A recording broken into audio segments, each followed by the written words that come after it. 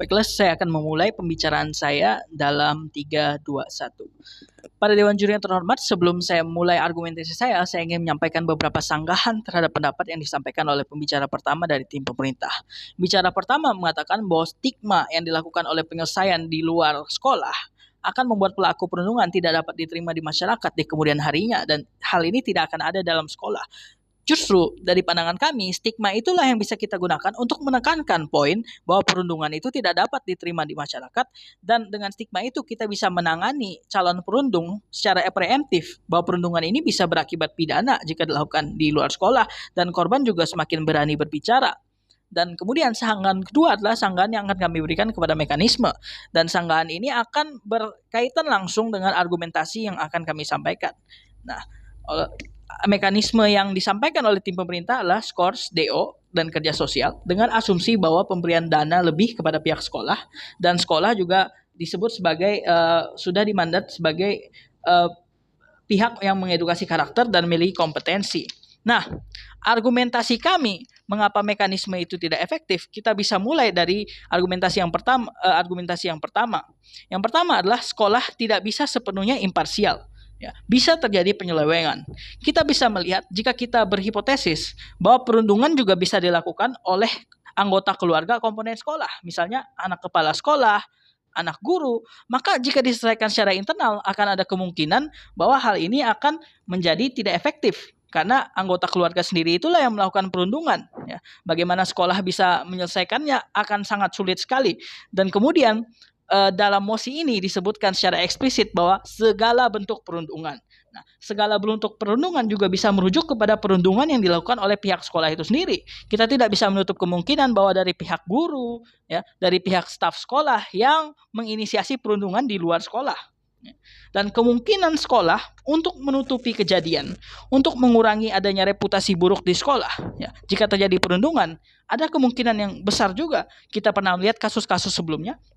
Contohnya sudah pernah terjadi tahun 2020 di sebuah SMP di Malang, dan ada juga kejadian di sebuah MTS. Dan kasus yang mungkin bisa kita ingat sampai sekarang adalah kasus Jakarta International School, ya, yang itu bukan kasus perundungan tapi kasus pedofilia. Tapi kita bisa melihat pola di mana di awal investigasi, awal pengembangan kasus ini, sekolah mencoba menutup agar tidak terdampak oleh reputasi buruk yang diakibatkan oleh adanya kasus ini.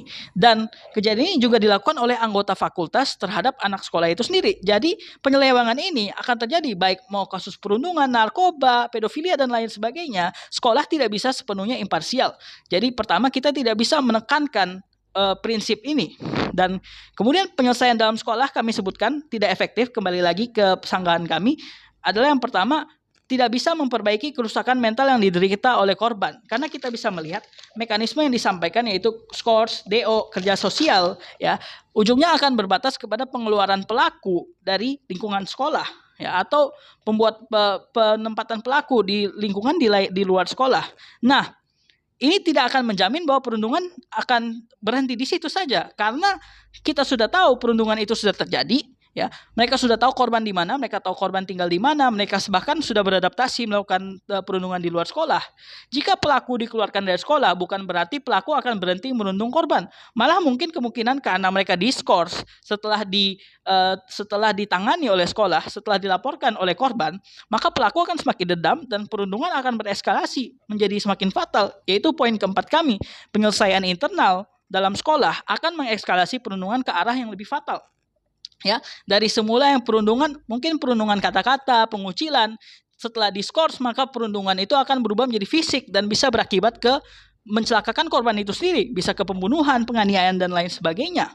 Ya, dan jika ditangani di luar sekolah, kerusakan mental mungkin akan bisa terobati lebih efektif jika korban melihat pelaku misalnya masuk penjara, atau korban melihat pelaku dihukum dengan hukuman yang lebih jerak. Dan efek samping dari mekanisme skors, DO, kerja sosial itu bisa digunakan dalam penyelewengan dua lapis. Efek samping dari mekanisme tim pemerintah bisa digunakan oleh perundung itu sendiri yang menuduh korban sebagai perundung. Ya, apalagi jika perundung itu diterima di sosial dan korbannya itu dikucilkan dalam kalangan sosial di sekolah.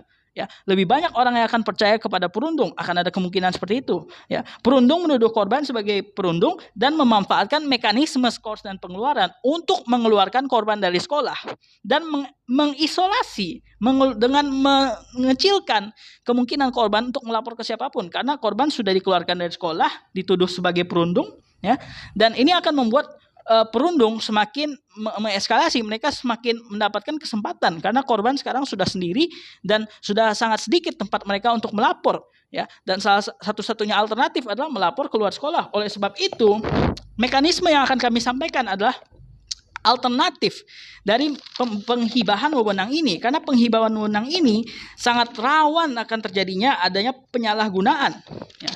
Nah, mekanisme kami setuju pendapat tentang status quo harus tetap dirubah. Tapi bagaimana cara kami merubahnya adalah kami akan mengandalkan menciptakan yang namanya sebuah satgas khusus perundungan, ya, dengan kerjasama dari semua pihak terkait. Dan satgas inilah sebagai inisiator.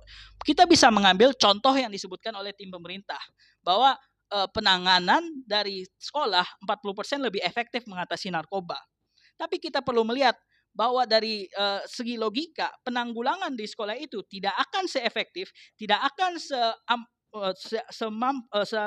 tidak akan seefektif seperti yang disebut oleh pemimpin pemerintah jika tidak ada inisiasi dari satgas-satgas terkait, jika tidak ada sosialisasi dari BNN, pemberian mandat dari pemerintah, ya.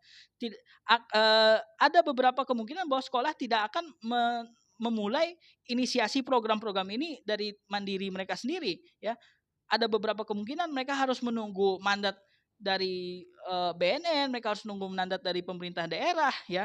Dan inilah mengapa kami menggunakan inisiator, kami menggunakan satgas ini sebagai yang pertama sebagai inisiator kerjasama. Jadi semua pihak terkait kita bisa mengambil sisi terbaik dari kedua dunia, tapi kita juga bisa menangani jika misalnya ada masalah di dalam internal. Jika sekolah itu tidak imparsial, maka dari satgas inilah yang akan menangani dan memastikan bahwa semua hasil ini akan imparsial, ya.